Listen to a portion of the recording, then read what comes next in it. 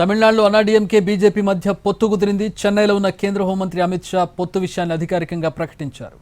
అమిత్ షాతో AIADMK general secretary Edappadi Palaniswami సమావేశమయ్యారు. ఈ మీటింగ్ తర్వాత పొత్తుపై క్లారిటీ వచ్చింది. గతంలో ఢిల్లీ వెళ్లి కేంద్ర హోంమంత్రి అమిత్ షాను కలిశారు ఏఐడీఎంకే జనరల్ సెక్రటరీ పళనిస్వామి. అక్కడే పొత్తు చర్చలు జరిగాయి. చెన్నైలో అమిత్ షాను ఏఐడీఎంకే కీలక నేతలు కలిశారు. ఆ తర్వాత పొత్తులపై ప్రకటన వచ్చింది. తమిళనాడు అసెంబ్లీ ఎన్నికలకు ఇంకా ఏడాది పాటు సమయం ఉంది. సీట్ షేరింగ్పై ఇప్పుడే క్లారిటీ రాకపోయినా ఎన్నికల్లో కలిసి పనిచేయడంపై మాత్రం స్పష్టత వచ్చింది. 2026 ఏప్రిల్ మే నెలల్లో అసెంబ్లీ ఎన్నికలు జరగనున్నాయి.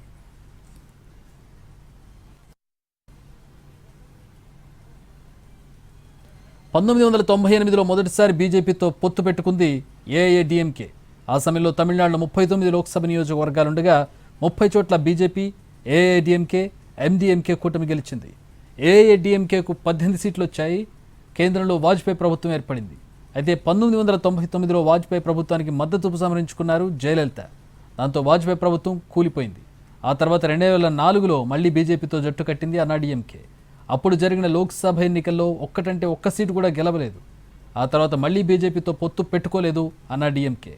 2011 అసెంబ్లీ ఎన్నికల్లో లెఫ్ట్ పార్టీలు విజయకాంత్కు చెందిన డిఎంకేతో పొత్తు పెట్టుకున్నారు జయలలిత.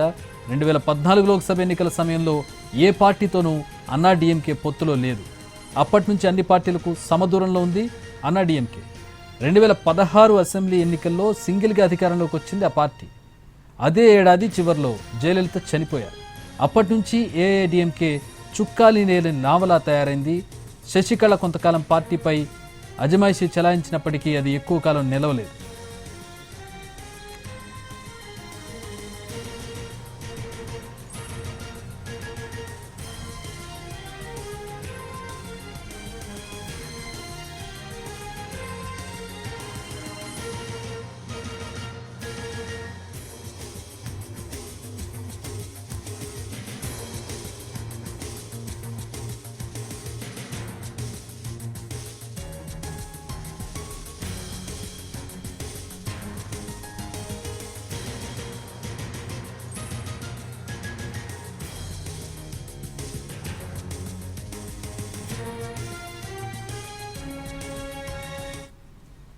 వచ్చే ఏడాది జరగనున్న తమిళనాడు అసెంబ్లీ ఎన్నికల్లో ఏఐడీఎంకే, బీజేపీ కలిసి పనిచేస్తానని కేంద్ర హోంమంత్రి అమిత్ షా ప్రకటించారు.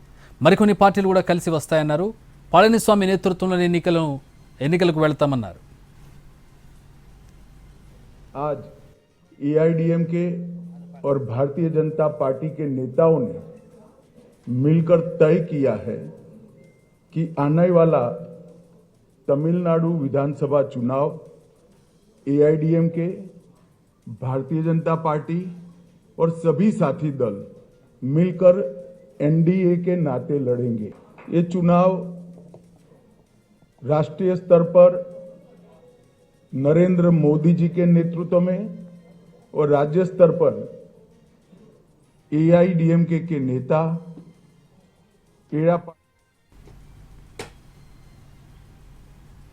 దీనికి సంబంధించి మరిన్ని వివరాలు మా ప్రతినిధి కార్తీక్ నాయుడు తెలుసుకుని కార్తీక్ లైవ్లో జాయిన్ అవుతున్నారు. కార్తీక్, అంటే ఇది ఆశ్చర్యం కలిగించే విషయం కాకపోయినప్పటికీ ఎట్లాంటి ఈక్వేషన్స్ కనబడుతున్నాయి తమిళనాడులో? డిఎంకేకి ఎట్లాంటి పరిస్థితులు ఉన్నాయి? ఏఐడీఎంకే అఫ్కోర్స్ ఇంకా 1 year టైం ఉంది, బట్ స్టిల్ బీజేపీ ఏఐడీఎంకే పొత్తు ఇంకా ఏమన్నా ఆశ్చర్యం కలిగించేటటువంటి పొత్తు, ఈ పొత్తులో మరొకరు ఎవరన్నా జాయిన్ అయ్యే అవకాశం ఏమన్నా ఉందా? I'm referring Vijay here.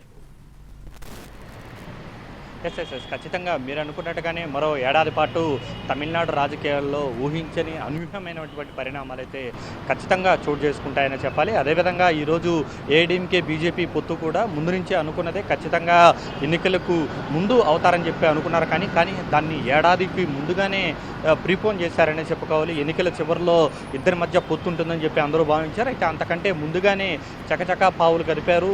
ముఖ్యంగా బీజేపీ దక్షిణాదిలో అత్యంత బలంగా ఉన్నటువంటి 39 పార్లమెంటు స్థానాలతో అత్యంత బలంగా ఉన్నటువంటి తమిళనాడులో పాగా వేయాలనేది మాత్రం బీజేపీ ఎప్పటి నుంచో అనుకుంటుంది. అందుకు తగ్గట్టుగానే పావులు కలిపినటువంటి పరిస్థితి. ఏఐడీఎంకే నేతృత్వంలో ప్రస్తుతం పళనిస్వామి చాలా బలమైన లీడర్గా ఉన్నారు. ఆయనే ప్రధాన కార్యదర్శిగా కూడా కొనసాగుతున్నారు. ఆయన మీద తమిళనాడు కూడా అత్యంత సానుకూలత అనేది కూడా ఎక్కువగా ఉన్నటువంటి నేపథ్యంలో ఆయన నేతృత్వంతోనే ఈ యొక్క పొత్తును ముందుకు తీసుకెళ్లాలని మాత్రం డిసైడ్ అయ్యారని చెప్పాలి. గత వారం 10 రోజుల క్రితమే ఢిల్లీ పర్యటన సమయం సమయంలోనే ఈ పొత్తు అనేది కూడా ఖరారైంది. అయితే దాన్ని అఫీషియల్గా తమిళనాడులో పర్యటించినటువంటి క్రమంలో అది కూడా ముఖ్యంగా ఏఐడిఎంకేకి సంబంధించి ఒక ప్రధానమైనటువంటి డిమాండ్ ఉంది. ప్రస్తుత బీజేపీ అధ్యక్షుడిగా ఉన్నటువంటి అన్నామలైను తప్పించి దాని తర్వాతే ముందుకు వెళ్ళాలనేటువంటి ఉద్దేశంతో అయితే ఏఐడిఎంకే ఉంది. అయితే దాన్ని అమిత్ షా ఖండించినప్పటికీ తెర వెనుక జరిగింది మాత్రం ఇదే అని చెప్పుకోవాలి.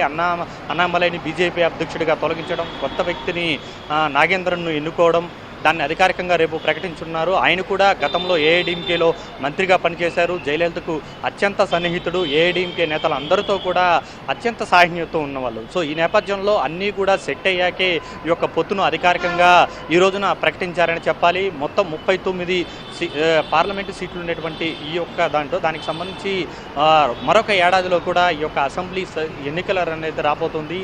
ఈ ఎన్నికల్లో కూడా ఖచ్చితంగా విజయం సాధించామనేటువంటి ఉద్దేశంతో అయితే కమలదళం నేతలు ఉన్నారు. అందుకు తగ్గట్టుగానే చాలా వేగంగానే అడుగులు అయితే వేస్తున్నారని చెప్పాలి. ఇప్పటికే ఈ పొత్తు చాలా బలమైనదిగా చెప్పాలి. 1998లో భారీ మెజారిటీతో ఈ పొత్తుతోనే ముందుకు వెళ్ళడం కూడా జరిగింది. దాని తర్వాత 2004లో వెళ్ళినప్పటికీ ఆశించినటువంటి ఫలితాలు రాలేదు. దాదాపు 21 ఏళ్ల తర్వాత సాధారణ ఎన్నికల్లో ఇద్దరు కూడా కలిసి వెళ్ళపోవడం మాత్రం తమిళనాడు మాత్రం చాలా హాట్ టాపిక్గా మారినటువంటి పరిస్థితి. అయితే వీరిద్దరి పొత్తులో ఇంకెవరైనా జాయిన్ అవుతారా అనేది మాత్రం ఇప్పటికీ ఒక పెద్ద ప్రశ్నగా ఉంది. ఎందుకంటే టీవీకే పార్టీ అధినేత విజయ్ ఇప్పటికే తాను సొంతంగా సింగిల్గా పోటీ చేస్తానని చెప్పి ప్రకటించారు. కానీ ఎన్నికలకు ఏడాది ఉన్నటువంటి సమయంలో మాత్రం ఆయన కూడా గేమ్ ప్లాన్ ఏమైనా మార్చుకుంటారా, ఇంకా బీజేపీ ఏదైనా కొత్త ప్లాన్తో వెళ్తుందా అనేది మాత్రం మనం వేచి చూడాలి. అంతేకాకుండా డిఎంకే అవినీతిలో కూరుకుపోయింది. ఈ అవినీతి సామ్రాజ్యాన్ని కూలగొట్టి సమగ్ర అభివృద్ధి వైపు తమిళనాడును నడిపించాలంటే మాత్రం ఏఐడిఎంకే బీజేపీ అవుతేనే సాధ్యమవుతుందని చెప్పి కూడా అమిత్ షా ప్రకటించడం కూడా జరిగింది. All right, thanks for the updates Karthik.